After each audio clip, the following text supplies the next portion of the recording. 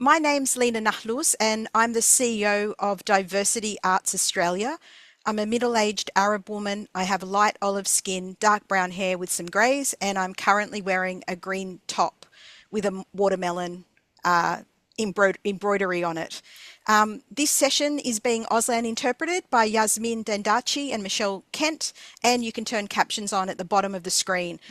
I wanted to start by acknowledging the First Peoples of the lands that I'm joining you from today, the lands of the Wongal people of the Eora Nation, and to pay my respects to elders past and present and recognise that sovereignty has never been ceded. I'd also like to extend that respect to all of the elders on the lands that you're joining us from today and other First Peoples joining the session within Australia and from across the world. Please feel free to write the lands that you're joining us on in the chat. For those who don't know, Diversity Arts Australia is the national voice for racial equity in an ethnocultural and migrant racial equity context. It's a bit of a mouthful in the arts, screen and creative sectors. And tonight's talk is part of our Imagine project, which is about documenting case studies of great work that others can learn from across the arts and creative sectors. And so far we've documented 71 case studies from 42 countries, and 13 of these were led by Garawa, a First Nations organisation based here. So the Imagine talks come from our work on the Creative Equity Toolkit, and we'll be sharing a little video about that very soon. I wanted to also acknowledge our partners who've made this work possible: British Council, Creative Australia, Create New South Wales, Western Sydney University and Creative Victoria. So now we're going to show you a little video about the Creative Equity Toolkit, and then I'm going to introduce you to the host. Right now, a lot of people are asking, what actions can I take for racial equity? That's the exact question that the Creative Equity Toolkit sets out to answer. So let's take a look. The website is organised around calls to action. So here in policy, for example, we have develop an equity and inclusion policy.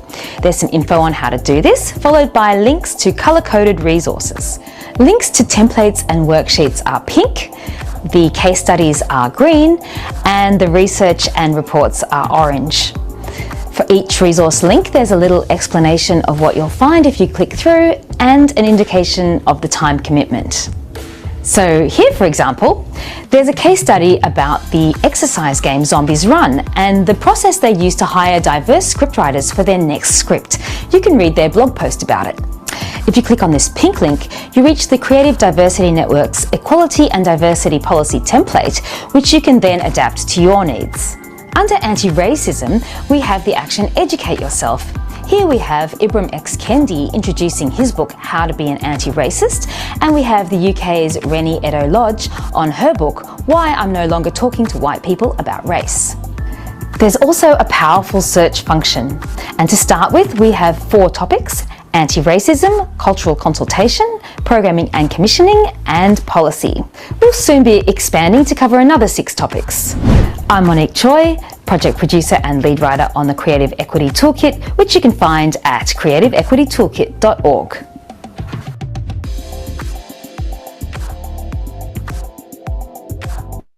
So since that video, we've actually now got 10 sections on the Creative Equity Toolkit. So we'll pop a link in, please check it out, and send us your resources as well. And now I have great pleasure in introducing Dr. Bilquis Ghani, who is a lecturer in arts at the University of Canberra. Her research focuses on the mobilisation of the creative process through moments of social and cultural rupture, very different to rapture. Bilquis is head of Huna Symposia, a collective of academics and artists creating spaces of decolonisation, discourse and collaboration between practice and theory. She's also on the board of directors for Hadia Foundation, an organisation who run mobile libraries, multivitamin distribution and emergency support in Afghanistan. Bilquis's book, Sociology from Art Practice in Afghanistan, Expressions and Resistance in Kabul, is forthcoming. And before returning to academia, Bilquis was also head of inclusion at Sydney Opera House. So over to you, Bilquis, and welcome. Thank you so much for being here and facilitating this conversation. My absolute pleasure, Lena. Thank you so much. Thanks, Lena. And hello, everyone. I'm calling in from beautiful Ngunnawal country here in Canberra, Australia. I want to pay respects to their elders, past and present, and acknowledge this is, always was, and always will be Aboriginal land. Since this is an online session, I can see people popping in. I also want to acknowledge the traditional owners of the various lands on which you're all based as well, whether you're in Australia or if you're overseas. Thank you for attending today's third Imagine talk, Cultural Preservation and Representation. In this session, we're going to focus on efforts to preserve and showcase diverse cultural heritage, traditions, and languages. We'll explore national and international initiatives that promote the arts, that promote literature and cultural practices of Indigenous communities and ethnic minorities, with speakers coming from the UK, from Australia, Peru, and Sri Lanka. We're very, very lucky. That's to say, we have an excellent lineup of speakers this evening. Before we get started, I do want to make a note about cultural safety and today's talk. It's no surprise that we are living in some difficult times, some difficult moments. For some of us, that'll hit home very, very closely. And so I implore you to practice self-care. There may be topics that come up this evening for me, morning perhaps for some of our other guests, visitors, but do be aware of that. We do want to acknowledge that for a lot of people, it's not something we can box and categorize and put away. It's very, very real and very, very felt. We hope today's session will be informative for all of you. The main way that you can contribute to today's conversation is you can ask questions using the chat function. You can enter your questions throughout the session, but these will be only responded to at the end of the session when we'll try to answer as many as possible, as many of the questions as possible. This session is being recorded and will be shared through the Diversity Arts Australia website as well. I would also like to just introduce really quickly. I know Lena's already mentioned our wonderful Auslan interpreters, Yasmin Dandachi and Michelle Kent, who are providing Auslan support today. You can turn on your live captions in the Zoom window by toggling on and off the CC button at the bottom of your screen. You can also change the size of the text in the subtitle settings or pop out a window to view the full transcript separately.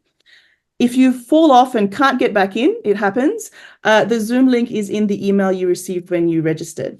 Today's session will run for 90 minutes. That's an hour and 30 minutes. And we want this to be a useful and positive session. So we hope everyone participating agrees to the following values that will guide the discussion. And these are respectful, professional, and genuine engagement, deep listening, openness, non-judgment, and safety. If at any time during the conversation, as I mentioned, you're finding the discussions a little bit difficult or stressful, you're very, very welcome to take a break and come back, of course. Please now turn your cameras off if you haven't already, and your microphones as well, until question time, which will be towards the end of the session.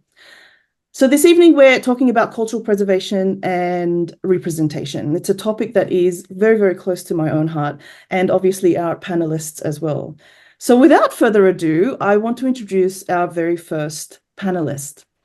Farhana Shaikh from Dahlia Books UK, a small but agile independent press based in Leicester that champions regional and diverse voices and provides a platform for original fiction and writers who are ignored by the mainstream.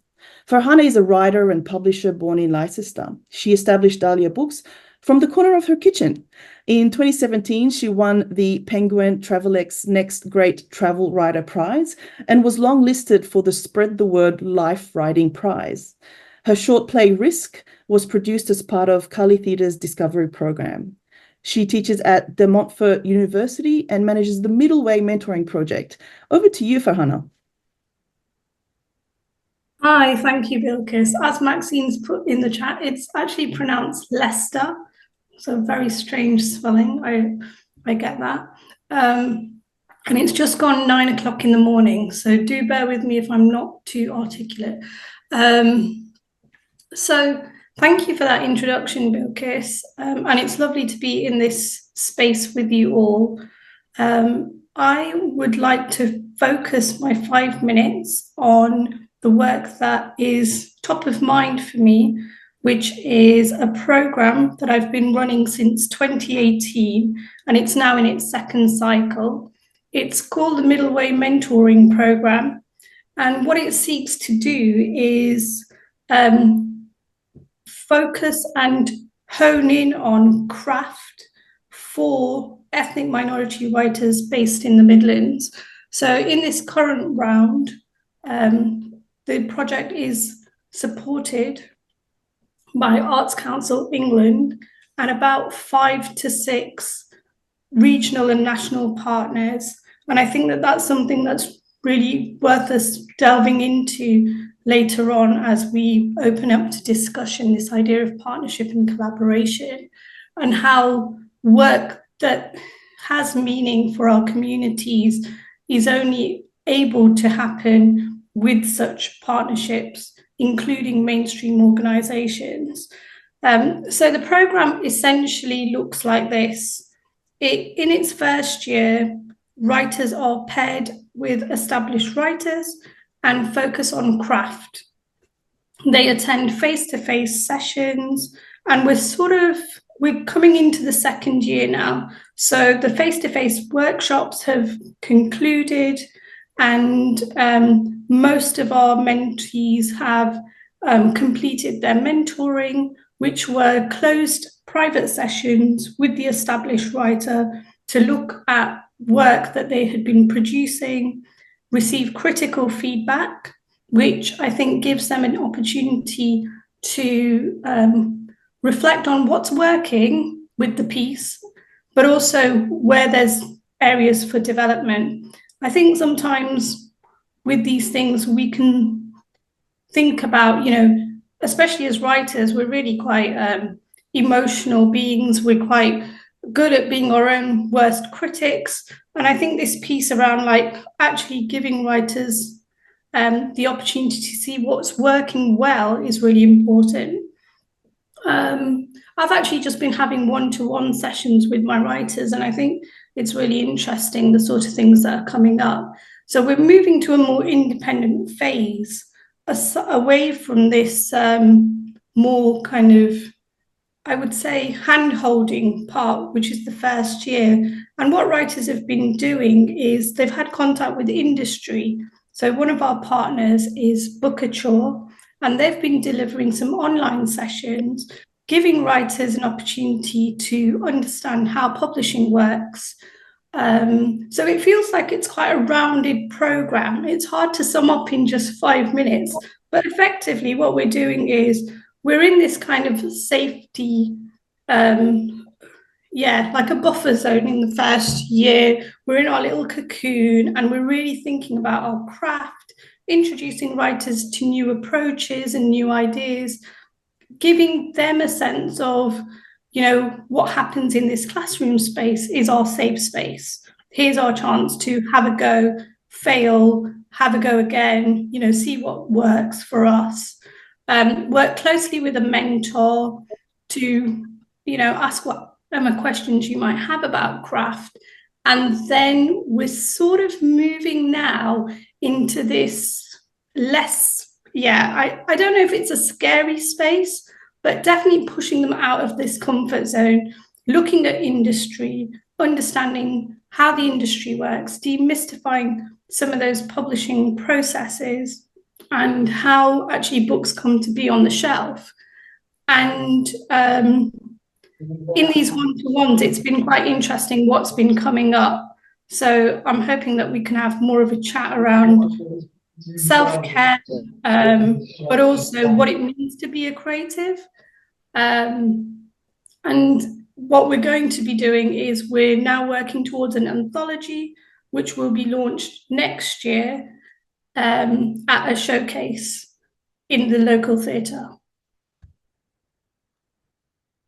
Thank you for that, Farhana. That sounds incredible. And you're right, it really sounds like a nicely scaffolded program. I'm looking forward to hearing more about it when we have a chat later.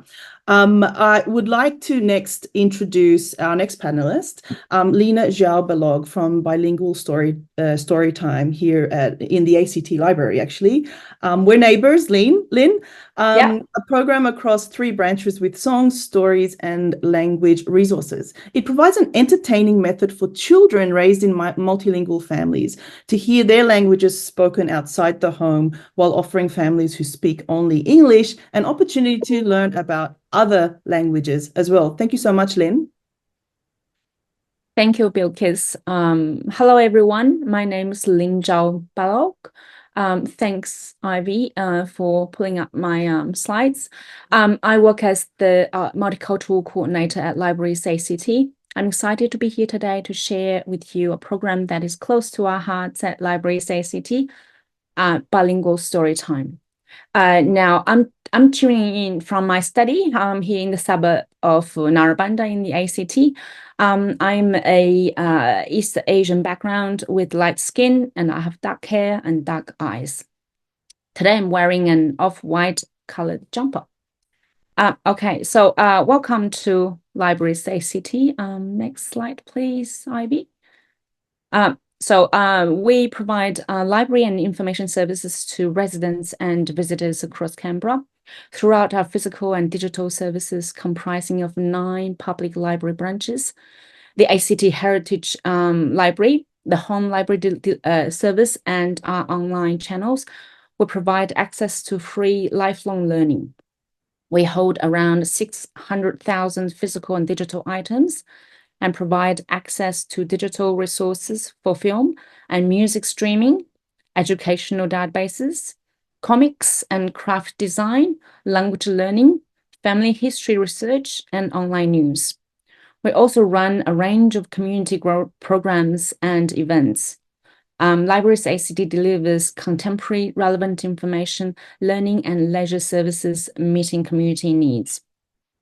Libraries ACT is a very multicultural community. Here's a video, the second slide, please, of our multicultural staff welcoming the community to the library with their own languages.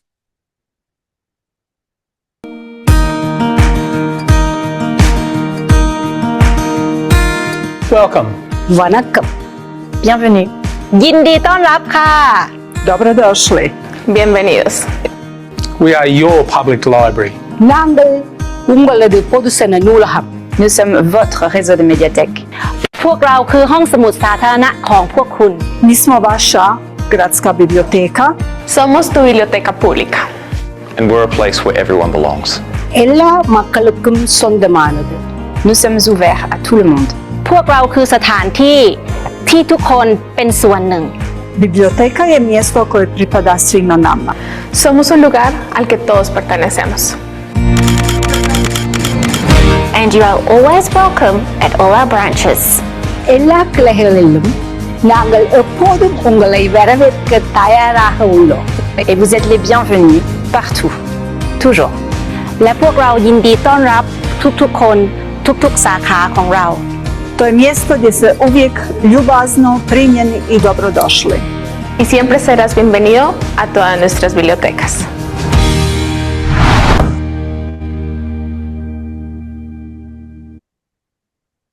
So as you can see, we're a very multicultural library. Today I'm highlighting the program called Bilingual Story Time. So what is Bilingual Story Time? It is the program designed to celebrate diverse languages and cultures through storytelling. It allows children as well as families to experience stories and songs in different languages, contributing to multicultural learning environment. At the moment, we're offering story times in Mandarin, Spanish, Hindi, Vietnamese, Urdu, and Tamil. The program's aim is to preserve cultural heritage, promote bilingualism, to foster inclusivity. Then why do families and children participate? Why do they come to our program? Next slide, please, Ivy. They come to our program for several reasons. This include we provide a safe place for language learning and cultural expression, and children can get a chance to hear the language and engage in their own native language outside their home, and also allows families to preserve their cultural heritage while connecting with the broader community.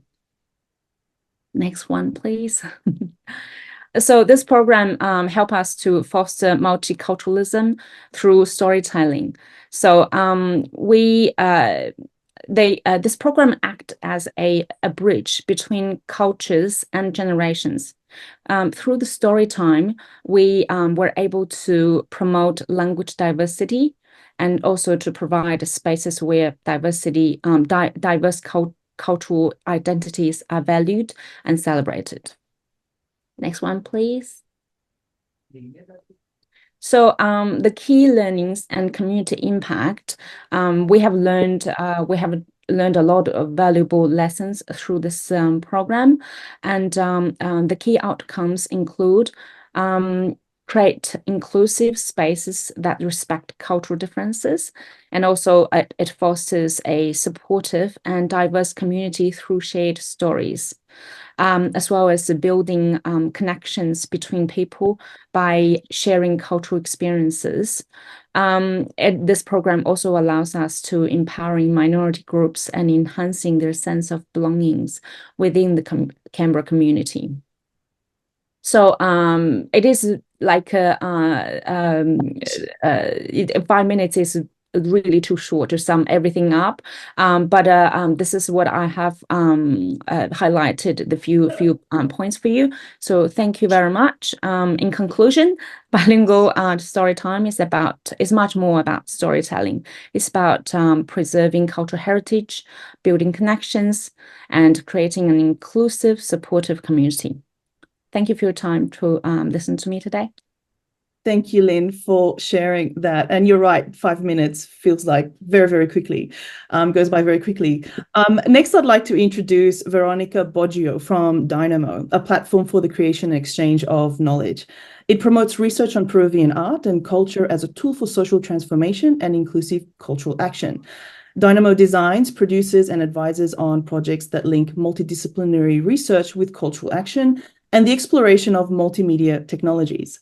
Verónica is a visual anthropologist with experience in research, teaching, audiovisual, and cultural production. Her practice is interdisciplinary, combining research in topics related to education, the Amazon, arts, and communication, with the development of audiovisual production in projects related to participatory video, cultural heritage, and interculturality. Founder of the association DinamoKulturlab, she's currently undergoing training in cinematic archive preservation. Thank you, Verónica. Hello, how are you? Thank you for the invitation. Well, we in these last years, we are focused our energy in working in the line of Cultural Lab. It's like we fusion this idea of a DinamoKulturlab that is find like a space of confluence between communication, arts, and cultural ethnography.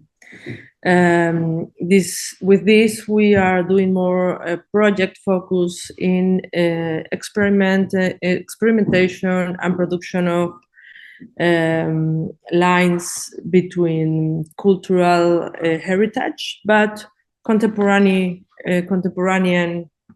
heritage too. We work first normally with indigenous communities in Peru, in different parts, in the Andes and in the jungle, but now we are more focused in jungle topics. And in the beginning, we used to work more in kind of interventions. I want to show some information, let me see. Focus in participatory video, who works with communities, different communities. But this kind of work we see are more, the impact is in a specific way with the communities that we're working for, because intervention with the structure of the community, with the organization and management between them, it's not so sustainable in the time. We decide to work more now. I only want to show the more specific way we are working now. That is like co-productions or co-organizations with local agents, like producers or different empowerment people inside the communities.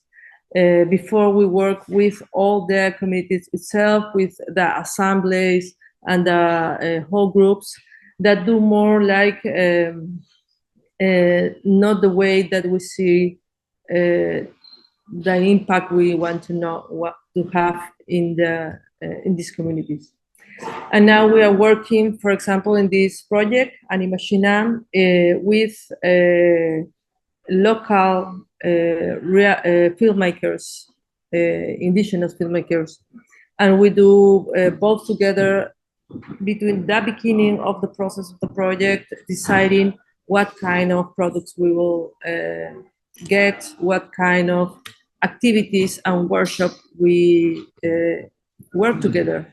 And in this way, we are getting more accomplished with the projects and have a different way to work with the communities we are working for. And at the same time, we are working with several artists in this view, and in this way, we managed to do always in the viewing of knowledge and heritage work to have different products resulting of that. For example, sound recording to record music, traditional music, or soundscapes of the places we work for, and at the same time co-producers, video and little short documentaries for educational purpose. And at the same time, we are articulate that with academy or research projects. And in that way, in this line, we try to work together with this research project to get on the ground with these communities that we are working for, and have more connections between academic level and ground level that sometimes are very separated in some way.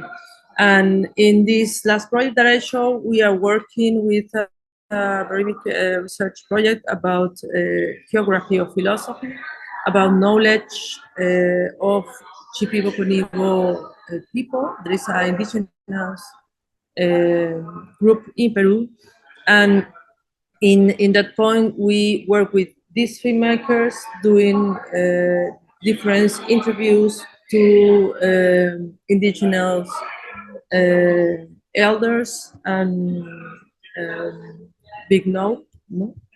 And in that way, in the co-production work and with the big research, we deal to manage another knowledge, another kind of comprehensions of the research for the researchers and for the community too. These projects focus on the understanding of three concepts, Occidental concepts, that are comprehension, wisdom, and comprehension, wisdom, and knowledge. And we focus that in the heritage of these communities. Well, I think I am. Thank you, Verónica. I'm really interested in that bringing together of theory and practice. I hope we get to talk about that more in the discussion. I will now introduce our final panelist this evening, Sulakshana Demel, who developed It's About Time Traveling Museum in Sri Lanka and curated it during its first cycle. It's now running as an independent project. Sulakshana is an independent consultant working on historical dialogue and memory culture. She is a social and cultural anthropologist who has received academic training from both Oxford and Cambridge universities in the UK.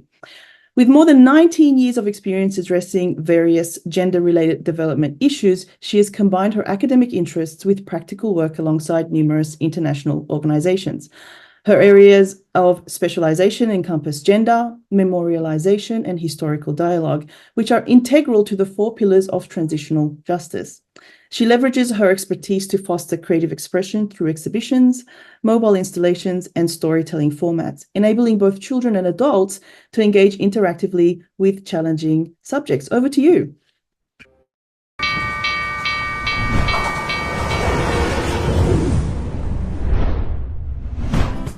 I think it's probably the first event of this kind that I've at least seen in this country.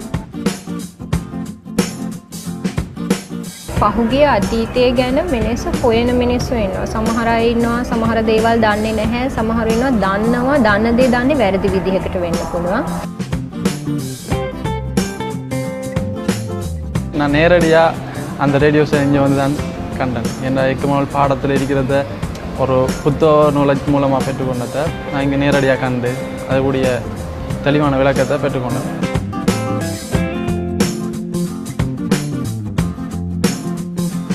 Get you to be part of the story, the bigger story. පාසල් දරුවන අප මේ ගැන දන්නේ නැති දේවල් ඉගෙන ගත්තා.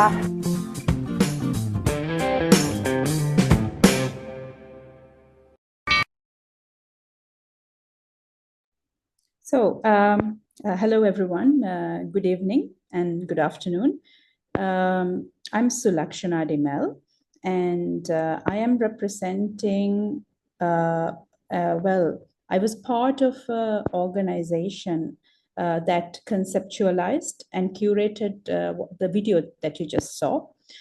It's called It's About Time, and if you Google, you will also find the web-based museum of It's About Time.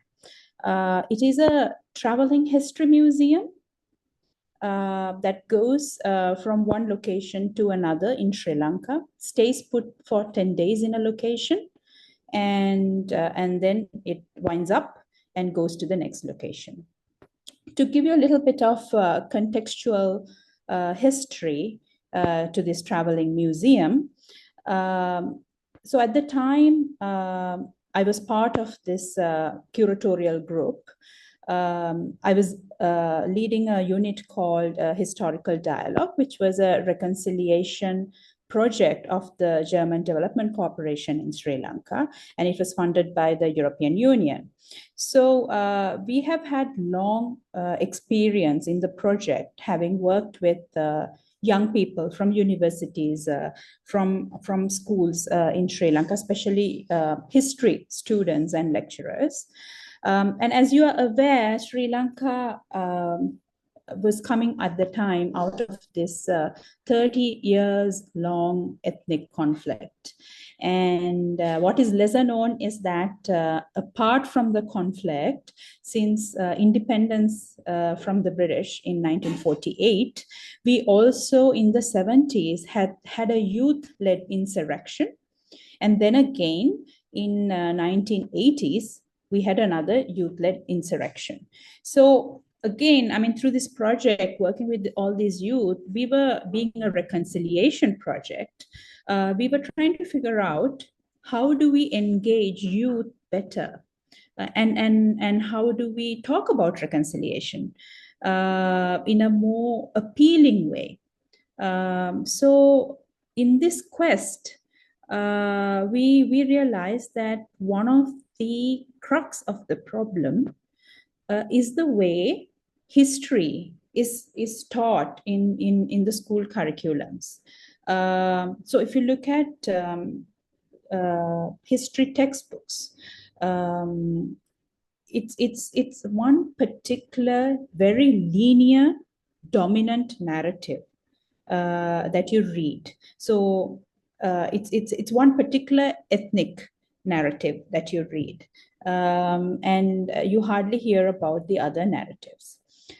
We felt that this was one of the biggest issues, and also we felt that among the younger people there is very little knowledge or information on what happened with why did the youth did an insurrection in the 70s and 80s? Why was there an ethnic conflict? What were some of the root causes? So the youth post-war, post-2009, had very little idea about, because it was not there in the history books.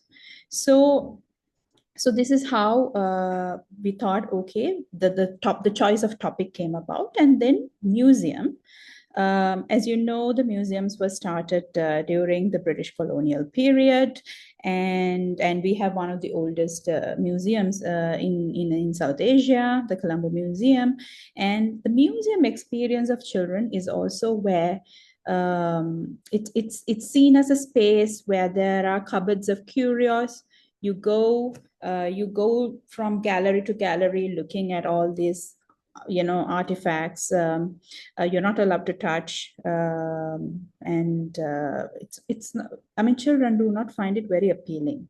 So we also wanted to bring the idea of a museum as a very interactive, tactile place with multimedia, like audio, visual, everything. So these were the two concepts that we kind of tried to bring together. So basically using multimedia to read history again. So am I running out of time? A little bit. Okay, I'll just conclude. Yes. I'll just conclude. So that is the background to this museum, and I was involved in the conceptualization and the curation in its first leg. And now it's going in its second leg, traveling the country. And I will talk more about it when you have direct questions, Bilquis. Thank you. Well, the first question I had, I guess, for each of the panelists was, I guess I'm really interested in some key learnings from your work regarding the importance of working with people from minority backgrounds. I'd love to just hear from each of you what some of those key learnings have been. Whoever would like to go first. Well, I'm happy to go first. Thank you, Farhana. Thank you. Yeah, I think, as I alluded there in my 5 minutes, we have to acknowledge that the arts can feel like a hostile space for many of our communities. As we can talk about some of the kind of systemic issues, but unfortunately, it still feels like a space where people don't feel like they can belong.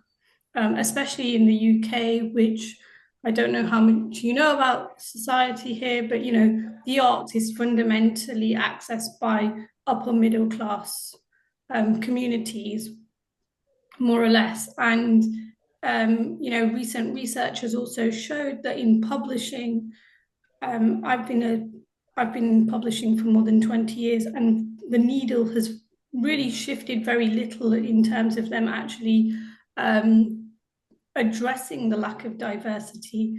And that does then feed into the sort of culture that we see. So the books that are published and what that ultimately means for our writers who are coming on our programs. So many of them don't feel like they can call themselves a writer because they can't see themselves in that space. And I guess that speaks to just how important it is to feel like you can belong. And therefore, this kind of safe space feels almost critical in order for them to enter a space where they can talk about the challenges that they have.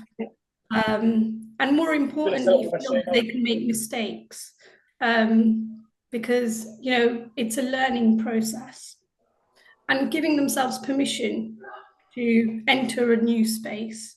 So I think that with those considerations, I would say the thing that helps on our program is that it is led by a visibly Muslim woman, and the established authors that they are paired up with also understand the cultural context before they start, and that whole sort of cycle is about a year before they then meet the gatekeepers, as it were, in terms of the literary agents and the publishers. So, one of the, well, I would say, like, for us, one of the best practices in the implementation and the design part of the museum is that we worked from the beginning in a very consultative manner, and the whole idea of the museum is to get people to reflect on multiple narratives. And not this particular narrative. So where are the lesser known narratives of history in this museum, of the country? What about the marginal groups? I mean, people did not even know, for instance, that we have over 24 numerically small ethnic groups, because you only know about the 3 or the 4 large ethnic groups. So working with these communities from the very beginning, being part of, allowing them the space to work with us, we were very conscious of the power imbalance. These are minority communities sharing their stories with us, but here we are a group of curators, and we do not belong to the community. So, for us, working with minority communities, that's a big learning on how best to mitigate that risk of you're curating somebody else's work, and who, there is power, inherent power in that move itself. So I would say for us, that was the biggest learning curve, working with the minorities in this project. We'll have to have a chat sometime about, I feel you very deeply. It's very much a relevant thing. Yes, I feel it very deeply. Lynn, how about yourself? Have you had any key learnings? Thanks for that. Although I haven't been in this role for a very long time, in fact, it's a matter of a few weeks. But during this time, I have had the privilege of visiting a couple of sessions run in different languages, not Mandarin, unfortunately. I haven't got a chance to visit Mandarin groups yet. But I think just like Farhana, mentioned before, providing a safe space, a supportive space is one of the most important thing, I guess, or one of the most important learnings from working with minority communities, where they can, in this space, through songs and storytellings in our format, be able to, instill this sense of pride in their children. The children get the chance to hear their language, not just at home with mommy and daddies. They can also communicate in that language if they wish, what kids are like sometimes, with their peers. So you can see little kids start to recite with the presenter, singing along with their mommy and daddies and the presenter, which is really heartwarming scene to be part of. Another thing I actually noticed is, which is I think is quite empowering, which is people from local community, not this particular minority language background, they also join in as well. And people could be coming from, oh, I've learned that language when I was in high school, and now I'm bringing my kids to the library now, and then I hear that language again. I want my kids to be part of it. So you build that kind of a connection as well. So yeah, supportive and safe environment where they can freely express themselves. Yeah. Yep. I know, as a bilingual speaker myself, what it feels like to hear your language outside. It feels sometimes a little bit unusual. It's really nice that you're creating these spaces where you can foster that. Verónica, how about yourself? Any key learnings to share? Well, I think our way to understand participatory, what is that and what it's for, In the beginning, we have idea of that participatory issue, like a more conventional way, and working, because in Peru, in these minority ethnic groups, they have a lot of contact with different kinds of non-government projects, ONGs projects, and they are accustomed to deal with this kind of relationship that can have kind of problems or ways that are not equal in some way. They replace different kind of vertical relationships, or from the same people and communities, they have ways to manage them or manage this kind of relationship. And in the time we are trying to be more clear with what is participatory, because a lot of different projects do different ways to understand this, and that they are not usually so clear or so efficient in that way.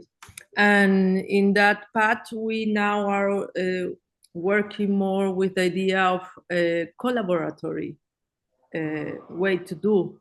And in that sense, we are more manage the projects working with local agents, not more so for all the community. You came from up to down, and it's not the same relationship. But when you work and directly with local agencies, agents, it's a different deal. It's a different deal, a different way to manage all the process. And it has its problems too, because sometimes these agents can have problems inside the community too. But I think it's a very different way to relate here, to make the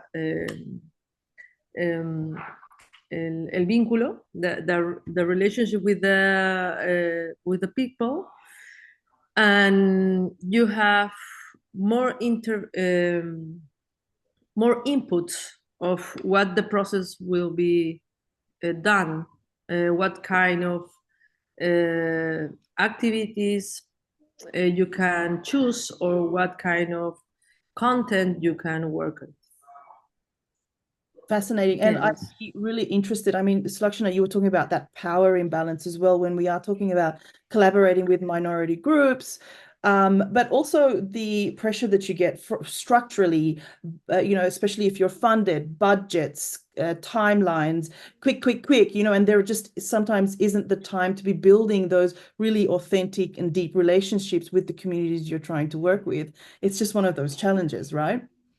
I wonder, Verónica, while I've got you, how do you think initiatives like this contribute to kind of broader societal goals of representation through the arts, especially since you're working with Indigenous communities? What'd you say? I don't. Just in terms of, initiatives like yours, and Sulakshana, yours as well, and I think Lynn quite a bit. Actually, I'm thinking out loud, Farhana, yours as well. We're talking minority. How do these kinds of programs or projects, I guess, assist representation to the broader community, broader society through the arts? Well, I think that this kind of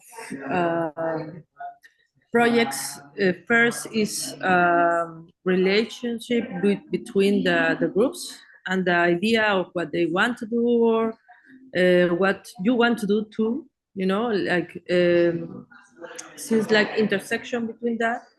And sometimes the impact is more inside the minority group, and how they change, how they learn or understand new things from the outside world, if you want to say it like that. But sometimes in the interaction, the learning is in both sides, and I think that give a lot. Maybe you can have a bigger impact in, you know, all the society at all. But with the groups you are, and this group to you, is like a interaction that give not only a lot of knowledge, but a lot of wisdom of different sides. And I think this have to be very important in all the process of these kind of projects. Thank you, Verónica. Farhana, how about yourself in terms of representation? You know, Veronica's talking about, you know, quite often the representation is within groups. It's not always going to be societal. It's that dialogue within communities. With your program and having publications out in society, can you speak to representation of minority groups through that? Yeah, I think absolutely. I love what Verónica had to say about co-creation and collaboration with those communities. Sorry, I'm getting a lot of feedback. Yeah, I'm not sure. Well, I think it might be Verónica. Brilliant, thank you. Yeah, and I think it's always powerful being able to see, firstly, for yourself, you know, your work in print, and then you're taking that out ultimately in the community that is available to purchase in bookstores. It's probably, you know, these kind of authentic stories. So while we do have mainstream partners who are, you know, one of the big 5 publishers in the UK, they don't necessarily have editorial control.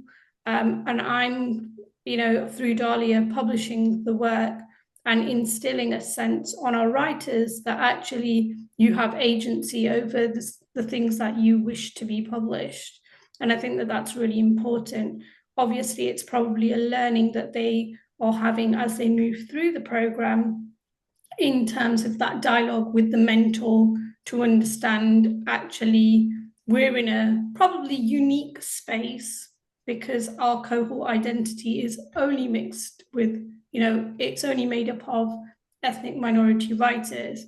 Whereas usually it's a case if you go into a workshop or a literary festival, you will be probably the only person of colour in that space. And I think that that ultimately is empowering to be in a group of like-minded people who understand you and get you, and you don't have to explain or apologize. Interesting. Lynn, how about yourself? This is I just touched upon on this a little bit, I think. So in terms of you know, the broader community, reaching to the broader communities, am I understanding the question correctly? Yep. Representation to broader. Yep. Yeah. So I think you know, we have seen people from different language background or local people who we say Australian people, you know, it doesn't matter how many languages they speak, they could you know, not speaking this language at all, they can just join in and share laughter.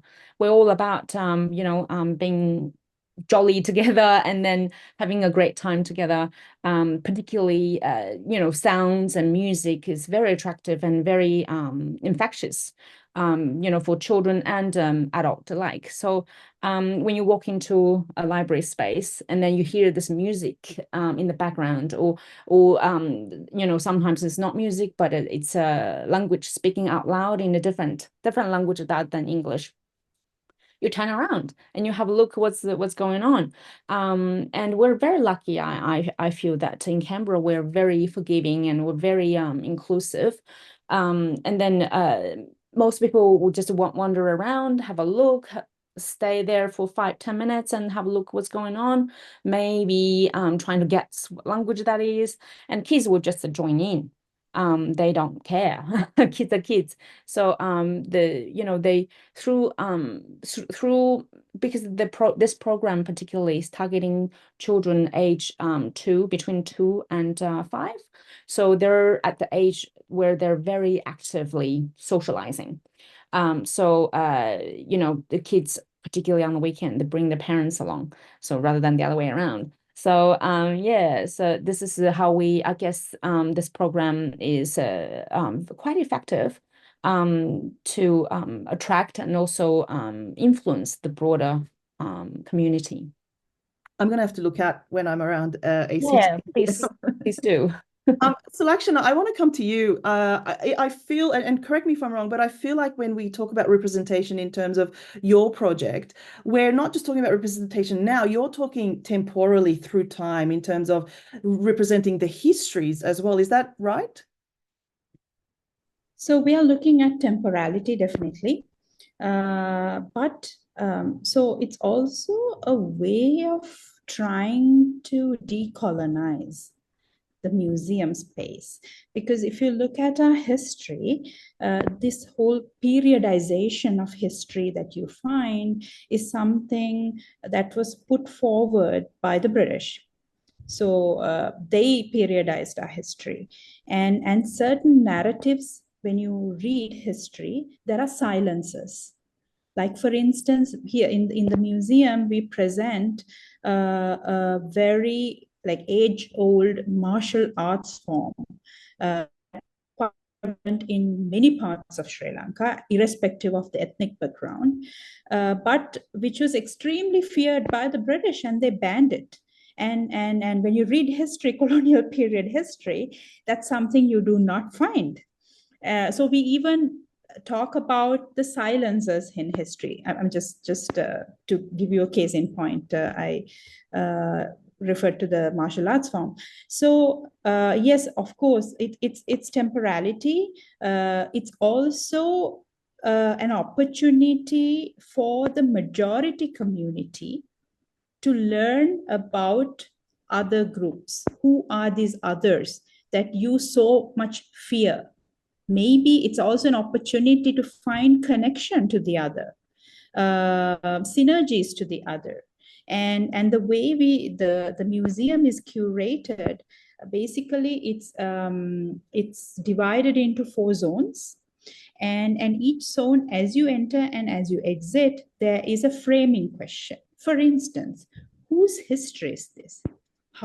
Who taught you history? Whose histories are these? Do sources matter in history?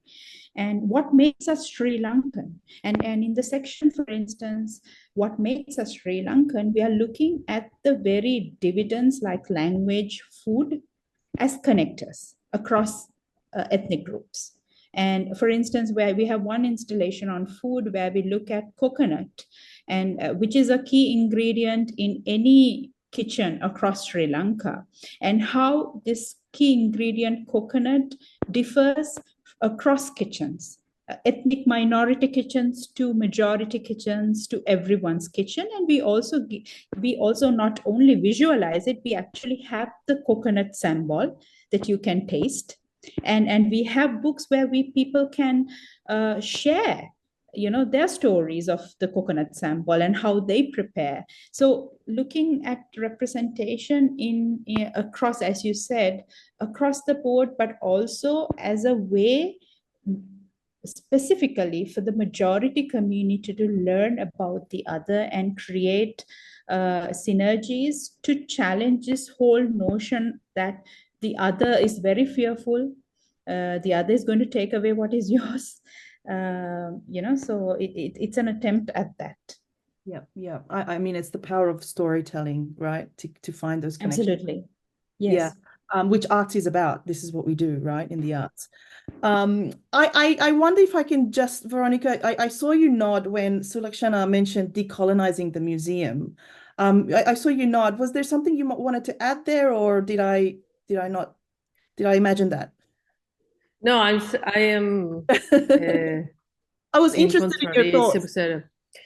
Well, the thing with I just been developing more an archive project about Amazon cinema, and it's the same problem, with the decolonizing way to work with these archives. It's difficult to manage, and it's very complex with all this heritage, because there is a lot of material that is not rescued, that is not preserving.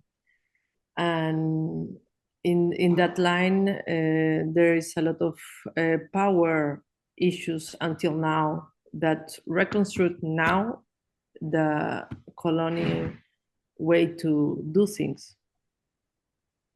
Yeah, and that's what's happening with that. I've been thinking about that. I love that. I'm glad I picked it because that was really interesting. Thank you. I'd like to talk now, just as we kind of finish the us conversation, we'll open up to audience in just a moment, I promise. But, you know, I'd like to think about sustainability. How do you keep doing what you're doing, right? I mean, Sulakshana, you nodded, so I'm going to come to you, even though I know I've just come to you before, and then I might go from go to Farhana and Lynn and Verónica yourself as well. What do you do in terms of sustainability? It's very challenging because you need funds basically, and it's a lot of fun, especially for this particular modality where you are traveling from one location to the other.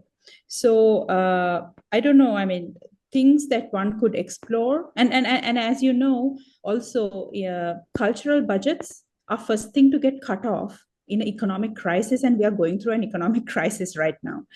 So so what do you do? I mean, trying maybe crowdfunding or funding. Also, something else that could also work is finding champions who really kind of uphold these kind of values and try to get them to, you know, invest business community. So I think the longer term sustainability in view of sustainability of the museum is to find a final resting place, a structure that anybody can visit after it has traveled the country. And also the other unique feature of this museum is that whenever it goes to a new place, it gets the community to reflect and contribute what their history is to the museum. So once you come back to this final resting place, so you will have over 20 or I don't know 30, you know, such contributions as well.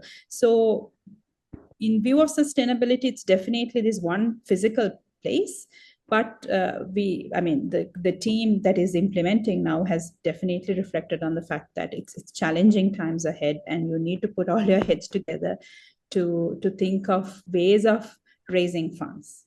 It's such an interesting point in times of crisis, the arts and culture are the first to go. It's very, very true. I feel like it's across the board, wherever you are, you're going to experience that. Farhana and Lynn, how about yourselves in terms of sustaining your work? Verónica, of course, yourself as well. How do you sustain your work? Who would like to go first? Oh, am I go okay for it, to go? Verónica? Farhana? Okay, well, I think in our case it's maybe different from Lynn or Farhana. We are not manage a program in a long time. We are more working with different agents and collaborate in different projects and have different projects that are not so long term. In that way, we thinking in the Peruvian context that is very difficult with the institutions because the institutions, they are not solid, they are very weak, and it's not easy to work with them always. We in that way accept that the project have a cycle, and we collaborate with different agents to give that. And because we are working with heritage and knowledge, and this is the core of some important part of what we do, we always think about to get a product, a register, for example, what I say, sounds records or video registration, or now we are digitalization material, or different products that can be disseminated and can be part of language and knowledge spread, you know? And that's the strategy that we get to working with a different language with that we do. Thank you, Verónica. Farhana, you were going to jump in at the same time as Verónica. Go for it now. Yeah, I was just going to say our project wouldn't be possible without Arts Council funding. It requires significant investment and commitment from them in order to actually make it something that can be sustained, you know. So, for example, we could effectively get mentoring or some kind of complementary mentoring, but what would that mean for the artist who then has to take away from their own work?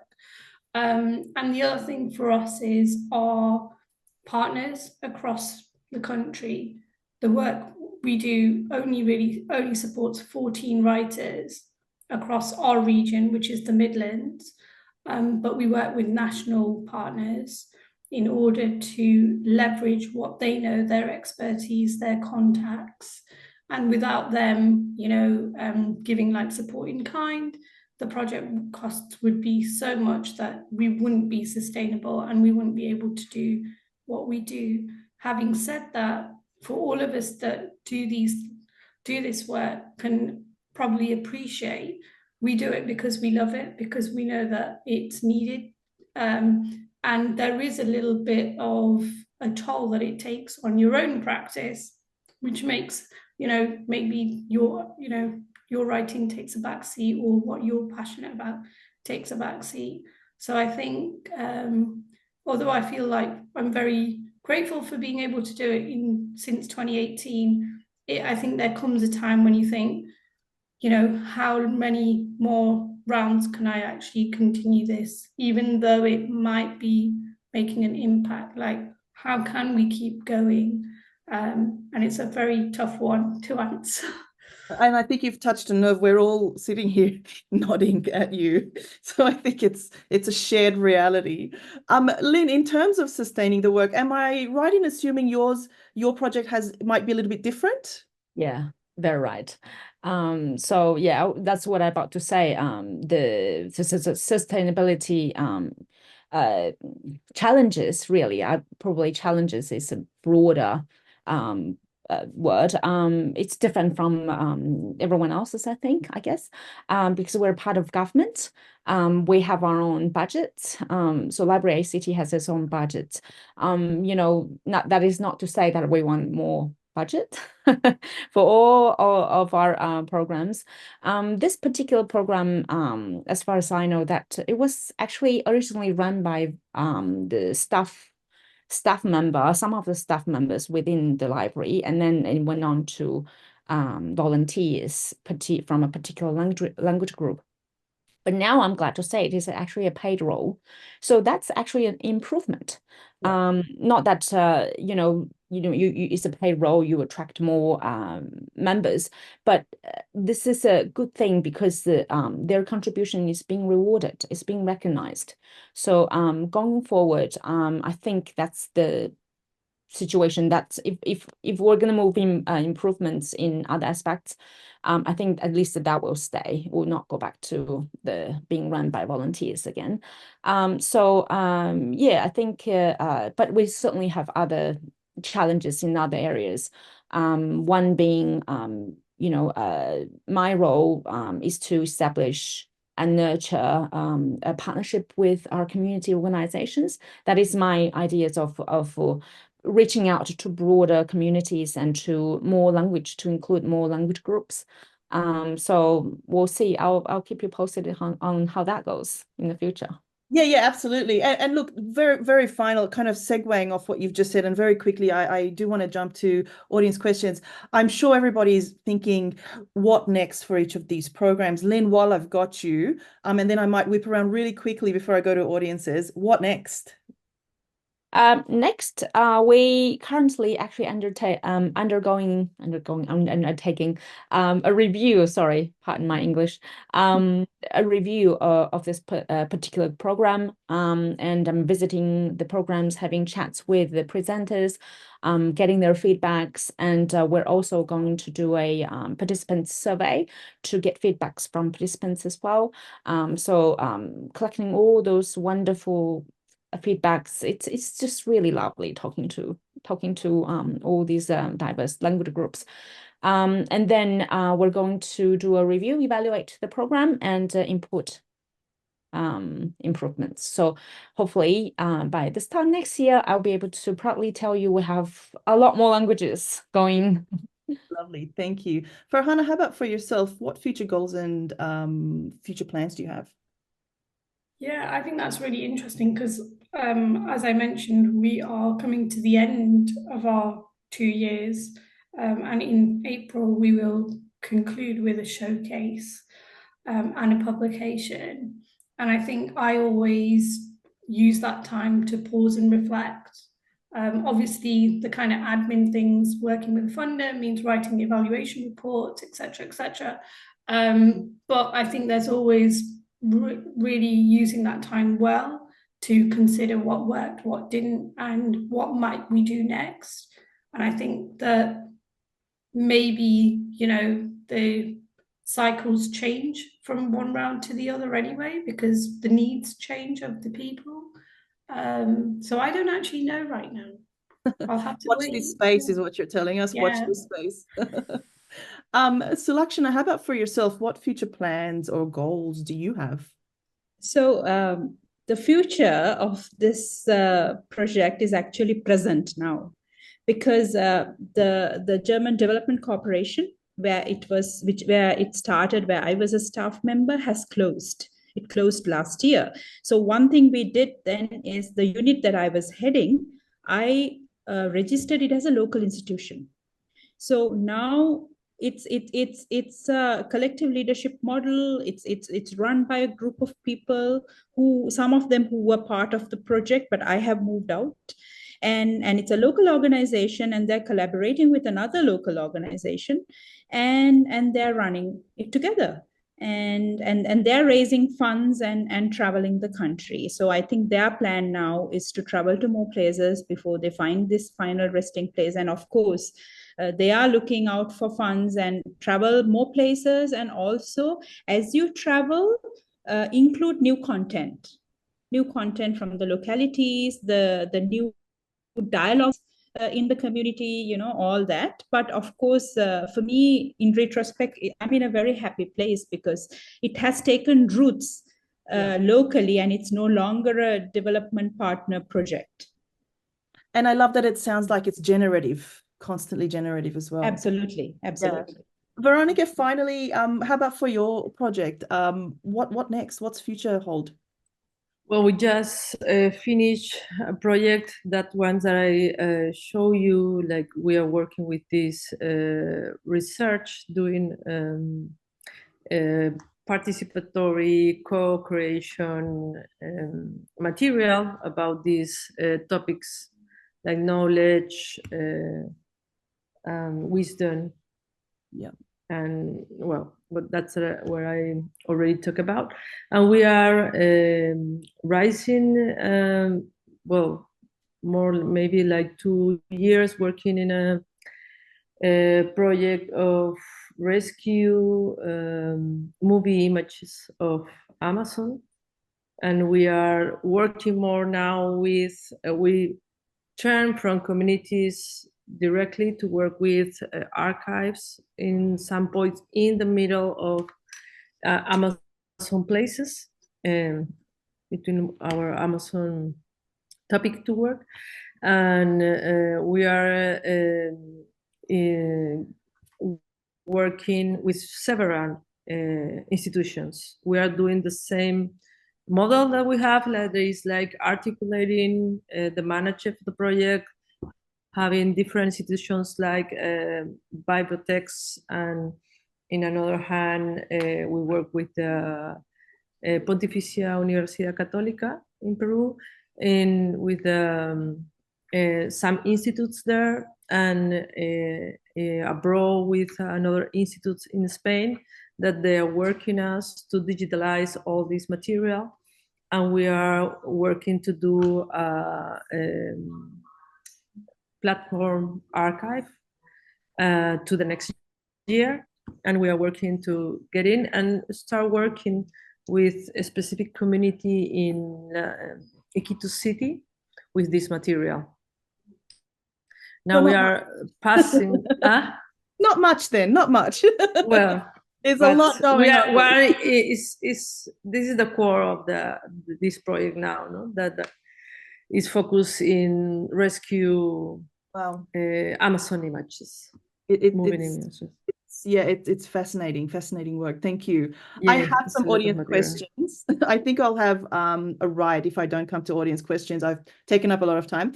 I have a couple of questions here from Maxine, who says, I love how Farhana's project has empowering tangible outcomes in terms of published work that provides ownership for the people involved.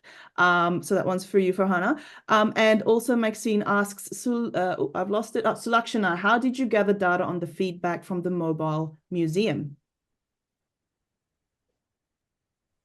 Thank you for the question. And quite a challenging one that we had to really think through at the time. So if you take the whole museum experience and if you spend time going through exhibits, well, visitors don't go through all exhibits. It takes about an hour. And we find that quite a few visitors, they're returnees. They come back with family, they come back with friends, classmates, you know, and the largest audience always are school children. Schools and their school children, history students, and their teachers. So there are multiple ways that we collect monitor feedback. One is on the spot, where we ask questions like, what do you feel? Is there something that you connected with? What do you think about this? Did you feel it was a museum? What did you like most? And we give these stickers that you can paste, or we give postcards that you can tear. You can take part home as memorabilia. The other part you can write, and you can put it into a post box. But since the content is heavy, we are also aware that not many are able to respond immediately because people process, people come back. And so parallel to the museum, there are also fringe events like memory walks in the neighborhood, film screenings, dialogues like with the community dialogue. So all kinds of platforms, human libraries. So when people come back, we also give away certain feedback that they can go back home, write and bring back at the fringe events, or later post it to us. So it's very diverse, on the spot and also later, longer term, like the part of the monitoring mechanism is where after 3 months, a locality where the museum was is visited, and that's the modality. To be honest, I'm not too sure how effectively the team that's implementing had been able to visit every location after 3, but the modalities that we visit and we talk to people and get them, and that's effective because then you have enough time to process, think about it, and give quality feedback. I hope I answered the question. Yes, thank you. Farhana, were you going to jump in there? I noticed too late, I think. Oh, that's okay. I wasn't sure if that was a question, but I just wanted to say thank you to Maxine. Yeah. It was a comment. Thank you, Farhana. I have another question from Kieran for Verónica, who asks, hi, Verónica, has your project been able to make connections of the Indigenous with the wider community? Yeah, well, we in this project that focus with articulated with academia, we do educational materials, for example. The videos that we work with the communities normally gets to, for example, classrooms in disseminated, for example, in states, in other places, and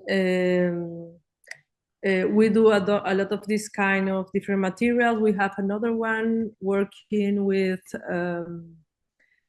scholarships, like indigenous scholarships that came to Peruvian universities, and we do little education documentaries with them, and pedagogy, how we said, learning material for classrooms in a university context to talk about interculturality and this kind of stuffs. And that's a specific wave with these projects that will develop with articulated with academy. And in another hand, we at the same times have more active projects, specific things like participate in festivals, like cinema festivals, and we articulate indigenous chats, like discussions about problems in the Amazon, in different topics, putting programs, for example, in a censor festival the last year, 2 years ago, with all these problems that happens with indigenous leaderships that have killed in several places. And we have like a movie program in that and have different activities to talk and have this allowed. Excellent. Thank you, Verónica. I'm just looking to see if we've got any more questions. I think that is everything. I'm gonna call it. We are just about on time anyway. I am humbled hearing all of you speak today. Thank you. No, yep, there is yet no more questions. As with all good things, the evening here, morning for some folks, must come to an end. Thank you. Thanks to all of our speakers. I have learned so much from you. Thank you to Lena and the British Council for making this happen. And thank you to all of those participating and attending today and making this the rich conversation that it has been. We're putting a survey into the chat now. I think Ivy's just popped it in. Please do take a moment to fill in the survey. It's very, very helpful for our future sessions to understand just how these talks are being received by you. It'll only take a few minutes and it is anonymous. So stay well, everyone, and enjoy the rest of your evening, day, morning, what have you. Thank you so much. So I wanted to really thank Bilquis Ghani for facilitating that incredible conversation, and to thank also Dr. Gurkum Ajaralu, the producer of this and the whole series of the Imagine Talks, and Kevin Bathman, the series, the Imagine producer overall. And thank you for all of you. What an amazing conversation. We actually had a really high number of people register, and what that usually means is that they're going to come back and watch it in their own time. So thank you. And we'll say farewell, and hopefully we'll work with you sometime in the